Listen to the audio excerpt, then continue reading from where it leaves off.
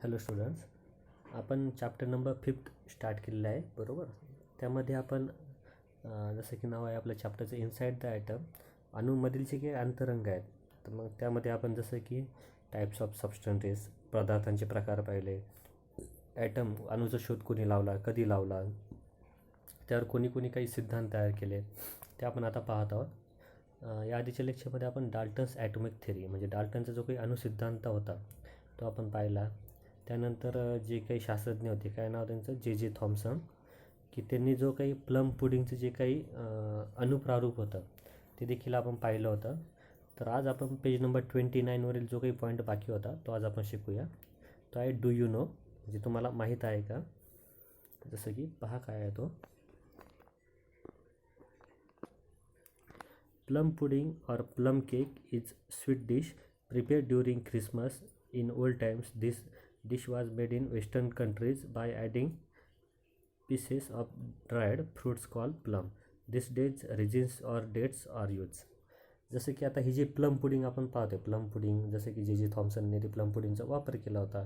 तर मग हे प्लम पुडिंग एक्झॅक्टली आहे तरी काय, तर मग हा प्लम पुडिंग म्हणजे काय, एक प्लम केक. म्हणजे हा ख्रिसमस जो काही सण असतो नाताळचा, त्यावेळेस हा प्लम केक म्हणून एक गोड खाद्यपदार्थ त्यावेळेस तयार केला जात असतो. आणि जे काही आपले काही पाश्चात्य देश आहे, म्हणजे जे काही वेस्टर्न कंट्रीज, पाश्चात्य देश म्हणजे फॉरेन कंट्रीज जे आपल्या, तर त्यामध्ये सुद्धा प्लम नावाचं एक फळ असतं. काय, प्लम नावाचं एक फळ असतं आणि ते फळ सुकून त्याचे तुकडे केले जातात. तर मग हेच तुकडे म्हणजेच काय, आपल्याकडे जसं की प्लम म्हणजे एक प्रकारे बेदाणे किंवा खजूर, म्हणजेच काय डेट्स किंवा रेजिन्स म्हणजे काय बेदाणे, आणि डेट्स म्हणजे काय खजूर. जसं की आपल्याकडे बेदाणे आणि खजूर म्हणून वापरले जातात, तसंच तिकडे प्लम हे जे काय प्लमचे सुकवलेले तुकडे ते खात असतात. ओके. कॅन्युटेलमध्ये त्यांनी काही प्रश्न विचारले ते पाहूया. If the striker flick by you misses the coin that you aim at, where would the striker go. आता बघा, तुम्ही जर कॅरम खेळताना जो काही स्ट्रायकर असतो, टायगर असतो का, त्याने आपण सोंगटीवर नेम धरत असतो, ब्लॅक असेल किंवा व्हाईट जे असेल ते. आणि आपण नेम धरला पण आपला जर नेम चुकला तर स्ट्रायकर कोणत्या दिशेने येतो, ऑफकोर्सली तो अपोजिट दिशेने रिटर्न येत असतो. बरोबर आहे. नेम चुकला तर, नाहीतर मग तो रॉंग तिथे जातो आणि आपल्याला तिथे राऊंड आपल्यावर तिथे होत असतो. जे कॅरम खेळत असतील त्यांना हा प्रकार समजून येईल. सेकंड क्वेश्चन आहे, if the striker hits the coin, in which direction will it go, straight forward to a side or in the reverse direction. आता दुसरा प्रश्न त्या संबंधात आहे. जर समजा आपण स्ट्रायकरने त्या टायगरने जर नेम धरला आणि तो नेम जर बरोबर लागला तर स्ट्रायकर कोणत्या दिशेला जाईल, म्हणजे सरळ तो पुढे जाईल तो उलट दिशेला तो जाईल. आता आपण जिथे नेम धरला आहे, समजा मी राईट कॉर्नरला जर नेम धरला आहे आणि राईट कॉर्नरला जर स्ट्रायकर मारला, तो कसा जाणार आहे, राईट कॉर्नरला तो सरळच जाणार आहे. आणि तिथे आपल्याला ती काही सोंगटी जी आहे तिथे आपल्याला ती ऑप्टेन होणार आहे, मिळवता येणार आहे. ओके. सो आता पेज नंबर आपण 30 इथे स्टार्ट करत आहोत. 30मध्ये अजून एक शास्त्रज्ञ आहे ज्यांनी अणुसंदर्भात माहिती सांगितलेली आहे, ती आपण आता पाहूया. त्यांचं नाव आहे रुदरफोर्ड. काय नाव आहे त्या शास्त्रज्ञांचं, Rutherford. Rutherford's nuclear model of atom 1911, म्हणजे 1911मध्ये रुदरफोर्ड नावाचे एक शास्त्रज्ञ होऊन गेले. त्यांनी केंद्रकीय अणुप्रारूप असं एक मॉडेल त्यांनी तयार केलं होतं, ते आपण आता शिकूया. Rutherford studied the inside of atom by his celebrated scattering experiment and put forth the nuclear model of atom in the year 1911. जसं की त्यांनी अर्नेस्ट रुदरफोर्ड असं त्यांचं पूर्ण नाव आहे. त्यांनी सुप्रसिद्ध विकिरण या प्रयोगाच्या नावाने अणूचे जे काही अंतरंग असतात त्यांचा त्यांनी शोध लावला, त्यांचा त्यांनी वेध घेतलेला होता. तो कधी 1911मध्ये. आणि 1911मध्येच त्यांनी त्यांचे जे काही सिद्धांताशी रिलेटेड जे काही प्रारूप होतं, म्हणजे अणूचं केंद्रकीय प्रारूप असं त्यांनी त्यावेळेस मांडलं होतं, सांगितलं होतं. तर एक्झॅक्टली ते नेमकं आहे तरी काय, त्याबद्दल आपण आता खालील प्रयोगाची त्यांनी माहिती दिलेली आहे, त्यांनी काय केलं होतं म्हणून. त्यावेळेस Rutherford took a very thin gold foil thickness 10⁻⁴ cube mm and bombarded it with positively charged alpha particles emitted by a radioactive element. आता रुदरफोर्डने काय केलं, एक सोन्याचा एकदम पातळ असा पत्रा त्यांनी घेतला होता, की की ज्याची जाडी 10^4 कसा मायनसमध्ये मिमी, म्हणजे 10⁻⁴ घातांक तो पण मिमीमध्ये, तितका पातळ पत्रा त्यांनी घेतला होता सोन्याचा. आणि त्यावर त्यांनी काय केलं, जे काही किरणोत्सारी जे काही मूलद्रव्य असतात त्याद्वारे त्यांनी धनप्रभारित अल्फा म्हणजे धनप्रभारित अल्फाचा जे काही कण असतात त्याचा मारा त्यांनी त्या पत्र्यावर केलेला होता. He observe the path of alpha particles by means of a fluorescent screen around the gold foil. मग आता त्यानंतर ज्यावेळेस त्यांनी मग अल्फा कणांचा मारा केला तर मग तिथं काय फ्लुरोसेंट म्हणजे काय एक प्रतिदीप्तमान असा पडदा, मग त्यांनी काय केलं त्या पत्राच्या बाजूला आहे ना प्रतिदीप्तिमान पडदा लावला. प्रतिदीप्तिमान म्हणजे काय की ज्याच्यातून तो जो काही ती जी काही किरणं असतील ते बाहेर जाणार नाही असा तो पडदा होता. आणि त्यामुळे काय त्यांनी अल्फाचे जे काही कण होते त्या मार्गांचा त्यांनी वेध घेतला. म्हणजे अल्फाची किरणं त्या सोन्याच्या पत्रावर आदळून कुठे कुठे गेली, कोणत्या बाजूला गेली, कशी गेली हे त्यांनी तिथं ऑब्झर्व करायला सुरुवात केली. It was expected that the alpha particles would get reflected from the gold foil it the positively charge mass were evenly distributed inside the atoms. म्हणजेच काय, मग ज्यावेळेस त्यांनी बाजूला प्रतिदीप्तिमान तो पडदा लावला आकृती 5.4 दाखवल्याप्रमाणे, मग त्यांनी अणूमध्ये जे काही धनप्रभारित जे काही वस्तुमान होतं मग त्याचं जे काही वितरण आहे किंवा त्याचं जो काही पसरण जे ते सगळीकडं एक समान झालं. म्हणजेच मग आपण याच्यावर काय म्हणू शकतो आहे की धनप्रभारित जे अल्फा कण असतात त्यांचं पत्र्यावरून काय होत असतं, परावर्तन होत असतं असे आपण अपेक्षित इथे ग्राह्य धरूया. ओके, नेक्स्ट पॉईंट आहे अनएक्सेप्टेबली most of the alpha particles went straight through the foil. A small numbers of alpha particles get deflected from the original path through a small angle. A still smaller number of alpha particles get deflected through a large angle, and surprisingly one alpha particle out of 20,000 bounced back in the direction opposite to the original path. आता म्हणजे आपण काय मग थोड्या वेळाने अनपेक्षितपणे आपण काय केलं, बहुसंख्येचे अल्फा कण आहेत ते आपण पाहिले असेल तर पत्रातून ते आरपार सरळ गेले. आणि थोड्या वेळाने पाहिलं तर काय अल्फांचे जे काही कण होते ते मूळ मार्गापासून जे काही लहान कोण तिथं तयार झाला त्याच्यातून ते विचलित झाले, म्हणजे ते पसरले होते. मग आता जे काही थोडे अल्फा कण जे होते की जे मोठ्या कोणातून विचलन झाले म्हणजे प्रसरण पावले किंवा पसरले, त्यापैकी आश्चर्याची एक गोष्ट म्हणजे काय होती तर 20,000 अल्फा कण मूळ मार्गाच्या उलट दिशेने उसळले होते. किती? 20,000 अल्फा कण.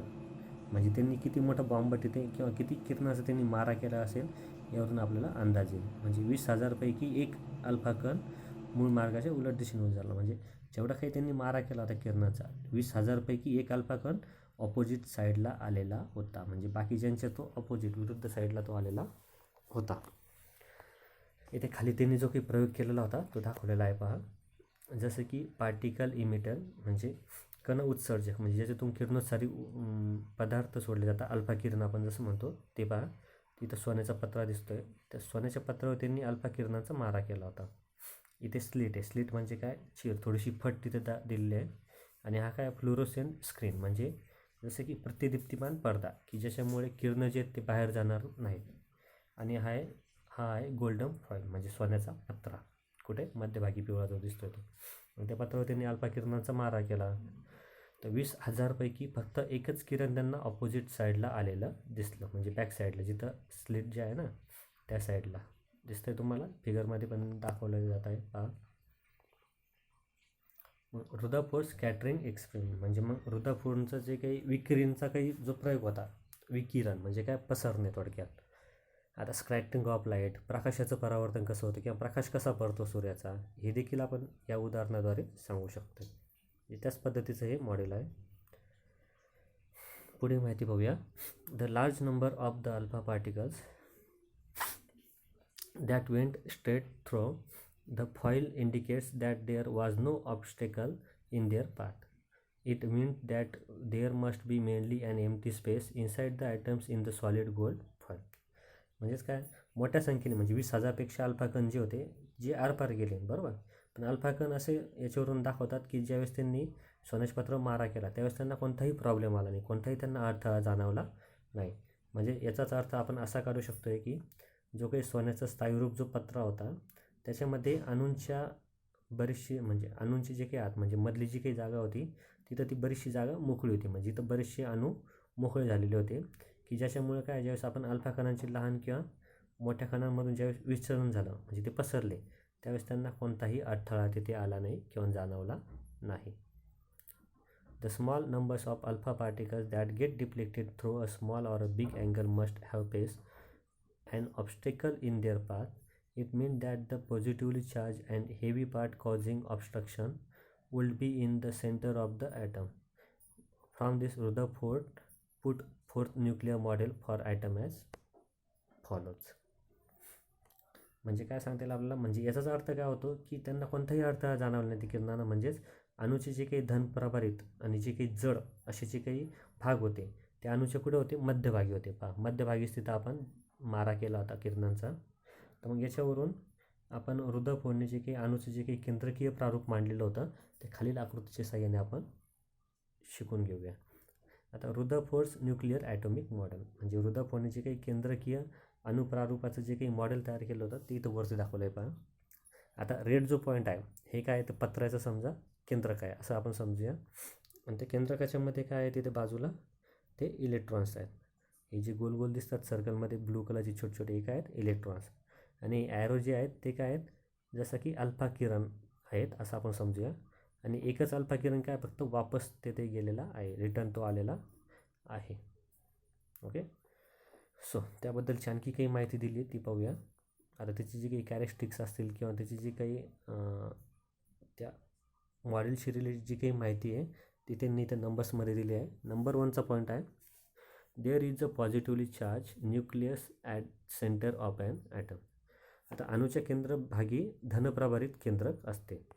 जसं की आपण पाहिलं हे जे रेड कलरचं जे काही सर्कल आहे हे काय आहेत धनप्रभारित केंद्रकी कोणाचं अणूंचं असं आपण म्हणू शकतो.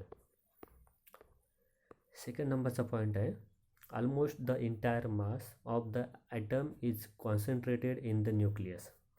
म्हणजेच काय केंद्रकामध्ये अणूचे जवळजवळ सर्व वस्तुमान एकटवलेलं असतं. म्हणजे अणूचं जे काही केंद्रक आहे ते रेड कलरचं त्याच्यामध्ये अणूंचं सर्व वजन सर्व शक्ती तिथं एकत्रित झालेली असते. थर्ड पॉईंट आहे negatively charge particles call electrons revolve around the nucleus. मग आता इलेक्ट्रॉन कसे असतात ऋणप्रभारित असतात बरोबर आहे. मग आता ते जे काही केंद्रक होतं हे जे काही ब्लू कलरचं जे काही केंद्रक आहे आपलं तर त्या ब्लू कलरच्या केंद्रकाभोवती इलेक्ट्रॉन जे आहेत म्हणजे जे ऋणप्रभारित जे कण आहेत ते परिभ्रमण करीत असतात. म्हणजे ते त्या केंद्रकाभोवती फिरत असतात. जे ब्लू कलरची छोटी छोटी सर्कल दिसत आहेत ते कोण आहेत इलेक्ट्रॉन आहेत. जसे की ते कसे असतात ऋणप्रभारित ते असतात. पुढचा पॉईंट आहे फोर्थ नंबरचा the total negative charge on all the electron is equal to the positive charge on the nucleus. As the opposite charge are balance the atom is electrically neutral. मग आता हे जे काही सर्व इलेक्ट्रॉन असतात या इलेक्ट्रॉनांना एवढा जर एकत्रित ऋणप्रभार हा जो आहे हा केंद्रकावरील धनप्रभारा एवढा असल्याने विजातीय प्रभारांचं संतुलन होतं. म्हणजे इलेक्ट्रॉनांचा एकत्रित ऋणप्रभार आणि अणूच्या केंद्रकाचा धनप्रभार हे ज्यावेळेस एकत्र होतात किंवा त्यावेळेस ज्यांचं टक्कर होते त्यावेळेस त्या दोघांचं संतुलन तिथे होत असतं. आणि दोघांचं संतुलन म्हणजे सारखेपणा झाल्यामुळे धन आणि ऋण प्रभारांचा तिथे जो अणू जो आहे हा कसा होऊन जातो विद्युतदृष्ट्या तो तिथे न्यूट्रल म्हणजे उदासीन तो तिथे होऊन जात असतो.